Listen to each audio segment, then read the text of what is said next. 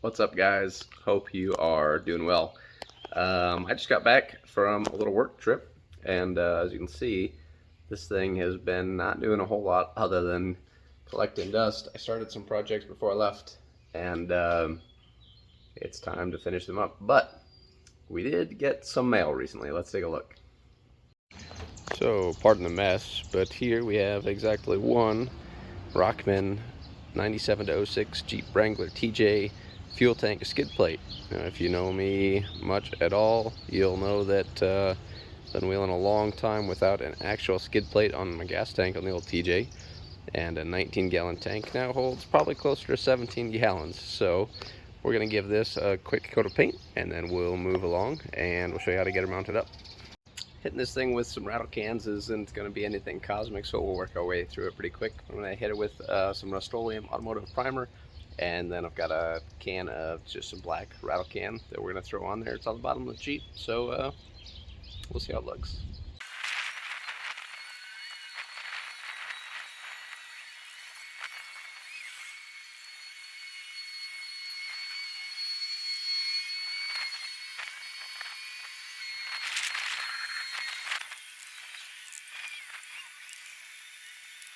Alright, she's all primed up. We're going to let her dry, and then I'll hit her with a coat of black before we head over to the Jeep and attempt to bolt this bad boy up. Alright, it looks like our primer is dry. Now, I see a great skid plate, and I want to paint it black. Let's let it rip. Alright guys, so here's what we got going on right now. Here's the new Rokmen skid plate. There's the Jeep. Should be easy enough, right? Well, maybe, maybe not, because due to years and years of putting this off, this is what the skid plate looks like, which isn't too bad. Shed a little light on the subject. So she's beat in pretty good, which for a factory fuel skid, I'm surprised it even held up. And I wouldn't really call it a skid plate. It's more of just a basket to hold the thing up there. And as easy as it sounds like it should be to remove it, here's the problem. It's been beat up enough that it's going to be a pain. I've already started removing some of these bolts, but to get these guys out of there. So what we're gonna have to do is most likely beat this thing into shape so I can actually get a wrench and a socket up there to get this bad boy down. Took a little custom clearancing, but eventually we're getting there. This guy was a bugger, so we had to do a lot of beating with a hammer there. Oops, sorry. So what you'll do is remove these bolts along the back bumper, and then slide in behind the diff. And there's one there, and one there. So I've got most of those out. I'm going to go ahead and disconnect everything, put a jack under the tank, and then we'll go ahead and lower it down. So we're over on the driver's side. There's our filler and our vent. And as you can see, due to the modifications some rocks have done, the track bar bolt here is actually digging into the tank itself here. So had I run that too much longer, we definitely would have run into some big problems. So I'm gonna have to figure something out for that.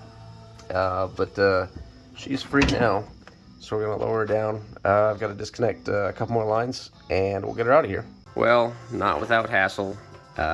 She's finally all disconnected, and obviously had to bang her up a little bit there to get clearance for the bolt, and there, and look how folded over this bad boy is. So I got to disconnect the fuel lines, the last thing to go, and this thing will be out of here. Now, as far as disconnecting everything from the fuel tank so you can drop it out, there's obviously a return line that just slips off of that line there. There's this pressurized line that you just squeeze the clip, and that'll slide out. And then there's just 4 screws up at the filler neck that you disconnect by the fuel cap, and that's easy enough. So this bad boy's all disconnected. Let's slide her out of here. Well, there she is. Let's drag this dirty girl out.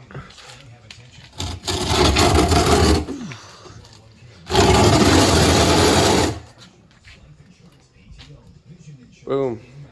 As you can see, it's going to be quite the upgrade. May have to deal with some mounting issues that we'll have to fix there. But as you can see, that's supposed to be flat. More like that. Bad. Good. Bad. Good. And she's a little bit sturdier than this flimsy, like I said. It's more or less just a basket to hold the fuel cell. Alright, fuel cell's out. We will reuse the factory tank straps.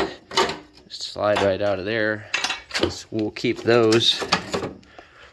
And as you can see, a little corrosion and more than a little deformity. As far as the fuel tank itself goes, I mean, it's actually, I expected it to be a little more out of shape. It's not too bad though, surprising. It's a little caved in on the back, but definitely not losing a whole lot of capacity there. The bottom is pretty caved in, so we might be a gallon or so shy. Not sure if there's much we can do about that. I may pull the pump and see if I can push it out some. We'll see. So like I said, I did plan on pulling the pump to see if I could just push that collapsed section of the tank back out. Unfortunately, in doing so, I broke off this return tee, so that'll probably cost me $5, but I think I can manage that.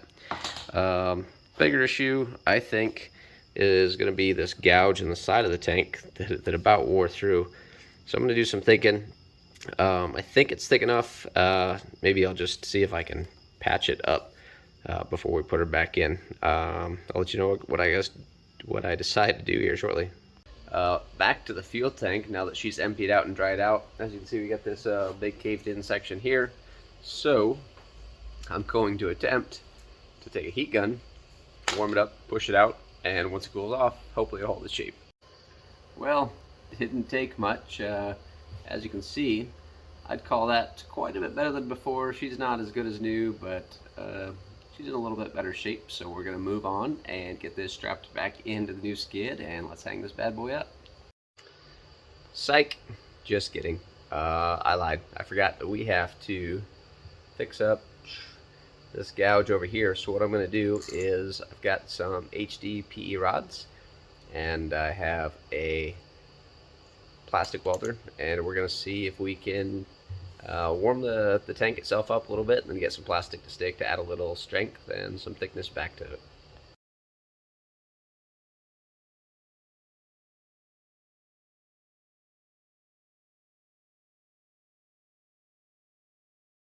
Getting ready to put the fuel tank into the skid plate. We're going to reuse the stock straps that will slip through those holes and then go over the tank. On my TJ at 97, it had these plastic, I don't know, saddles, I guess, on them. They got in the way because you got to feed it through here. I looked at some other videos and talked to some other folks, and their straps were just fine without them, so I just took a grinder to them quick, and voila, now we can fish those through there. So I'm down under the back of the Jeep, and now that the fuel cell's out, we can kind of assess the next problem, and that's going to be how to straighten this part of, well, the frame cross member out, basically. As you can see, maybe these should be pointing straight down, so this is bent up and in a little bit. So we're gonna have to figure out how to deal with that before we put the new one in, and gonna go do some thinking. And I don't know, I'm not a frame guy, I'll have to ask around and see, but best option maybe to heat this up a little bit, I guess, and bend it back flat. But I don't want to sacrifice some strength in the frame, so I'm going to do some asking around before we do anything, and we'll see what we come up with. Alright, well, the old skid is out, and we had to do a little bit of work to this frame cross member here, but it looks like everything's pretty close to straight, or at least straight enough to work for now.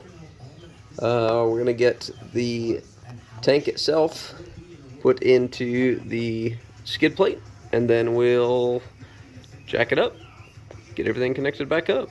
Well, we finally got it done. It took a little bit longer just because I put things off longer than I should have, and it caused some problems in the end. But we got there, so let's take a look. Now, if you're running a factory gas tank that's not all beat up, you will see some gains in clearance if you're running this tank, since the Rokmen tank does require a body lift. It does tuck the gas tank up there a little bit, and due to the strength, it definitely offers a lot more protection. So see, got some wires and stuff to clean up yet, but for the most part, nice, pretty well built product. Can't wait to hopefully put it to use at Jeep Camp. Well, we did it. You hopefully enjoyed the ride, learned something, or at least got a little bit of entertainment value chuckling at me struggle with this thing. But we got it in. It's about 20 years overdue. It's finally there. And Wednesday, we're heading to Jeep Camp out in Deadwood, South Dakota with the Black Hills Jeeps. We're going to do some wheeling, so tune in for the videos about that, and maybe we'll go live. We'll see what happens. That's all for now. Keep on Jeeping.